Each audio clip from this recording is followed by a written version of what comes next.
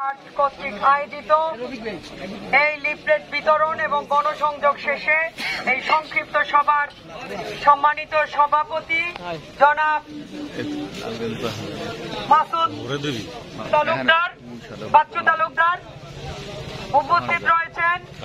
আজকের এই সভার উপস্থাপক জনাব মামুন তালুকদার উপস্থিত রয়েছেন। মহানগর বিএনপির সংগ্রামী যুগ্ম আহ্বায়ক হালিম মৃধা, যুগ্ম আহ্বায়ক জহিরুল ইসলাম লিটু, সদস্য সিরাজুল হক মৃধা, সদস্য নুরুল ইসলাম পনির সহ আজকের এই ২৭ নং ওয়ার্ডের বিভিন্ন অঙ্গ সংগঠনের ছাত্র দলের সদস্য সচিব তারেক তালুকদার, ইকবাল হাসান, যুব দলের সদস্য সচিব বাবু মহজ্জেব, অত্র ওয়ার্ডের যুগ্ম আহ্বায়ক নান্টু ভাই,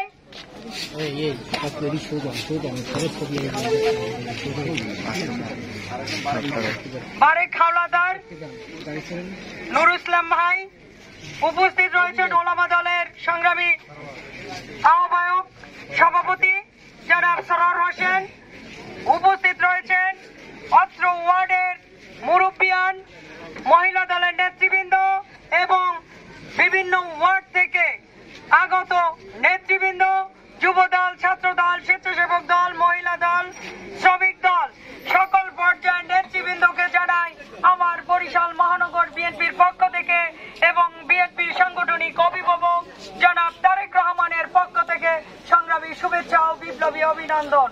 প্রিয় নেতৃবৃন্দ, আজকের আমরা এই বারজ্যের হাটখোলা আমরা তারেক রহমান ঘোষিত ৩১ দফা লিফলেট বিতরণ করেছি। বিতরণ শেষে আজকে আপনাদের সামনে আমরা মিলিত হয়েছি দুটি কথা বলার জন্য।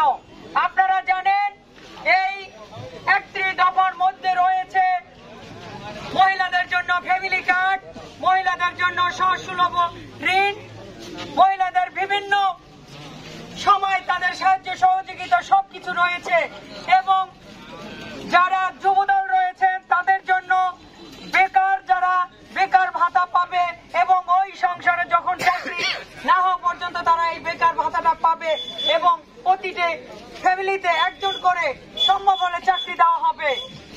আগামী দিনে ৩১ দফায় রয়েছে কৃষকদের জন্য সুবিধা, সবকিছু রয়েছে এই ৩১ দফা। আজকে এই বারজ্যের হাট খোলার সবাইকে ব্যবসায়ীদেরকেও জানাচ্ছি সকল সুযোগ সুবিধা রয়েছে এই তারেক রহমানের ঘোষিত ৩১ দফায়। আগামী দিনে আপনারা ৩১ দফাকে বাস্তবায়ন করুন। ৩১ দফা বাস্তবায়িত হলে আমাদের ধানের শীষের বিজয় হবে ইনশাআল্লাহ। আজকে একটি কথা বলতে চাই, এই বারজ্যের হাটখোলা এসে আমার একটি কথা মনে পড়ে যায়। আমি আপনাদের এই বারজ্যের হাটখোলায় কিন্তু গত আন্দোলনে যখন হরতাল অবরোধ হয়েছে আমি কিন্তু এইখানে প্রোগ্রাম করেছিলাম, অবরোধ দিয়েছিলাম 2014-তে দিয়েছি এবং এই 28শে অক্টোবরের পরেও আমি এইখানে প্রোগ্রাম করে গেছি, সবাই জানেন। আজকে আপনাদের সামনে বলতে চাই, প্রতিটা অলিতে গলিতে রাজপথে আমি আফরোজা খানম নাসরিন আপনাদেরকে দিয়ে আন্দোলন করেছি কিনা? সবাইকে নিয়ে আমি এই ফ্যাসিস্ট সরকারের বিরুদ্ধে 17টি বছরই আন্দোলন করেছি। একটা দিনের জন্য আমি বাসায় থাকতে পারি নাই।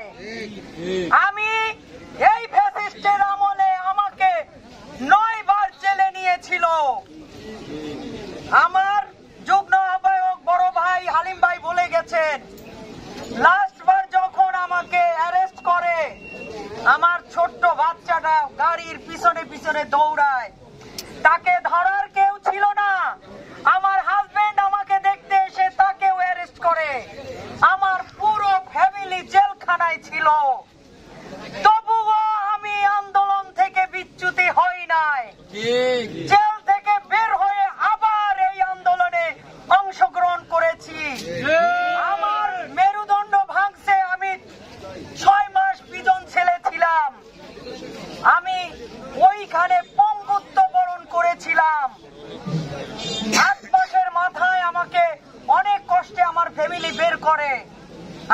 বের না হইতাম আমি চিরকালের জন্য পঙ্গু হয়ে যেতাম, কারণ ওই জেলখানায় আমাকে কোনো চিকিৎসা দেওয়া হয় নাই। ওই জেলখানা থেকে বের হয়ে আমি কিন্তু 6 মাস চিকিৎসাধীন ছিলাম প্রিজন হাসপাতালে আপনার ঢাকায়। আমি ম্যাডামের সাথেও দেখা করছি, ম্যাডাম বলছে তুমি এখন একটু রেস্ট নাও। আমি তারপরও একটু সুস্থ হওয়ার পর আবার কিন্তু আন্দোলনে অংশগ্রহণ করেছি। এই মাঠে আমার নেতৃত্বে কিন্তু প্রত্যেকটা জায়গা থেকে মিছিল বের হয়েছে। আমি রাস্তায় অবরোধ দিয়েছি, আমি রাস্তায় গাছ ফেলেছি, আমি রাস্তায় টায়ার জ্বালিয়েছি, আমি সবকিছু করেছি। এই সকালবেলা যারা উঠেছে সবাই দেখেছে, তাদের সামনে থেকে আমাকে অনেকবার অ্যারেস্ট করেছে। আমি 9 বার জেল খাটছি। আমার 4.5 বছর বিগত সময়, আমার 4.5 বছর আমি জেলে ছিলাম। আমার 55টা মামলা ছিল। তাই আজকে বলতে চাই, আমি সারা জীবন যুদ্ধ করেছি ন্যায়ের পথে। আমি কোনো অন্যায়কে মাথা পেতে নেই নাই, অন্যায়ের সাথে আমি মাথা নিচু করি নাই। তাই বলতে চাই, এই বরিশালেও আমি কোনো অন্যায় হতে দেব না, কোনো দখলবাজি চাঁদাবাজি কোনো কিছুই হতে দেব না। আমাকে জানে আমার নেতা তারেক রহমান, তিনি আমাকে এই আন্দোলন সংগ্রামে মাঠে দেখেছে, সেখান থেকেই আমাকে তুলে নিয়েছে সে, এবং আমাকে বরিশাল মহানগর বিএনপির সিনিয়র যুগ্ম আহ্বায়ক দিয়ে সেই 28 অক্টোবরের পর থেকে আন্দোলনে আমি নেতৃত্ব দিয়ে গেছি। তারপরে কোঠা আন্দোলনে 19 জুলাই যখন আহত হয়ে সবাই চলে গেছে, তারপর 19 তারিখ থেকে সবাইকে ঐক্যবদ্ধ করে আমি নেতৃত্ব দিয়েছি। এই 27 নং থেকেও অনেকে আমার নেতৃত্বে আন্দোলন করেছিল। আপনাদের মনে আছে কিনা জানি না, আমার মনে আছে।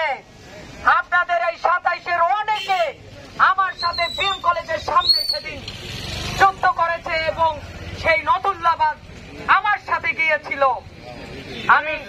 আমি সারা জীবন এই মাঠে যুদ্ধ করে এসেছি। আজকে এই 5ই আগস্টের পর আমরা এখন একটু ঘুমাতে পারছি। আমি কখনো বাসায় যাইতে পারি নাই।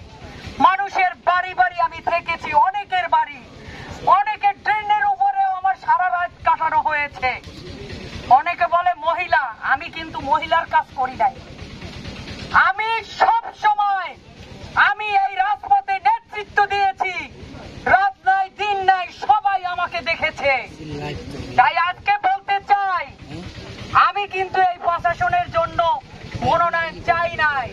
আজকে তৃণমূল থেকে আমাকে দাবি তুলছে, সেই দাবির পরিপ্রেক্ষিতে আমাকে ঢাকায় জনাব তারেক রহমান ডেকে নিয়েছে এবং আমার সাক্ষাৎকার নিয়েছে। আমি সেখানে আমার কথা সহ আপনাদের সবার কথা বলেছি। যদি আমরা আগামী দিনে ন্যায়ের পথ ধরি, ন্যায়ের পথে চলতে পারি, ইনশাআল্লাহ সৎ পথে থাকলে অবশ্যই আমরা আগামী দিনে কামিয়াব হব ইনশাআল্লাহ। আপনাদেরকে কথা দিচ্ছি, আমি শুধু বারবার দেখেছি এই বরিশালে অনেকে মেয়র হয়েছে, হুইপ হয়েছে, মন্ত্রী হয়েছে, এমপি হয়েছে, আমাদের তৃণমূলের দিকে কেউ তাকায়নি। আমাদের তৃণমূলের দিকে কেউ তাকায়নি। আমি আফরোজা খানম নাসরিন একজন ভুক্তভোগী। আপনাদের অনেকের চোখের জল আমি দেখেছি। সেদিন থেকে আল্লাহর কাছে আমি শপথ করেছি, আল্লাহ যদি আমাকে ওই জায়গায় নেয় তাহলে আমি প্রতিটা এই বরিশালের নেতা কর্মী বসে তারা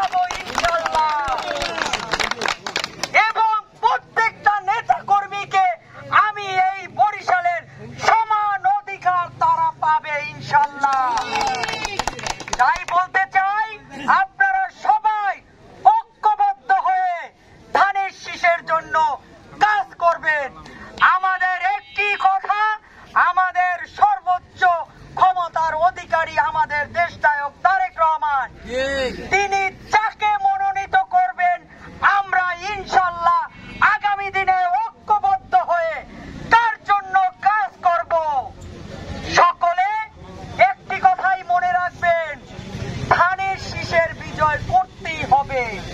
ধানের শীষের বিজয় হলে আগামী দিনে আমাদের যত অন্যায় অত্যাচার হয়েছে আমরা কোনো প্রতিশোধ নেব না। আমাদের প্রতিশোধ একটাই, 31 দফা, এবং এই 31 দফার প্রতিটি দফা আমাদের নেতা, আমাদের দেশনায়ক তারেক রহমান বাস্তবায়িত করবে ইনশাআল্লাহ। সবাই খালেদা জিয়ার হাতকে শক্তিশালী করবেন, তারেক জিয়ার হাতকে শক্তিশালী করবেন। আগামী দিনে ইনশাআল্লাহ নির্বাচন আসবে। আমরা এই 17 বছর এই নির্বাচনের জন্য যুদ্ধ করেছি মাঠে। আমরা শপথ নিয়েছিলাম, আমাদের শপথ ছিল আমরা একটি সুষ্ঠু নির্বাচনের মাধ্যমে যে সরকার আসবে সেই সরকারের হাতে গণতন্ত্র প্রতিষ্ঠিত হবে। ইনশাআল্লাহ সেই সরকারের প্রধান হবে আমাদের দেশনেত্রী বেগম খালেদা জিয়া এবং আগামী দিনের রাষ্ট্রনায়ক তারেক রহমান। এই আশাবাদ ব্যক্ত করে আমি আমার বক্তব্য শেষ করছি। বাংলাদেশ জিন্দাবাদ, জাতীয়তাবাদী দল জিন্দাবাদ, শহীদ জিয়া অমর হোক, খালেদা জিয়া জিন্দাবাদ, আগামী দিনের রাষ্ট্রনায়ক তারেক রহমান জিন্দাবাদ।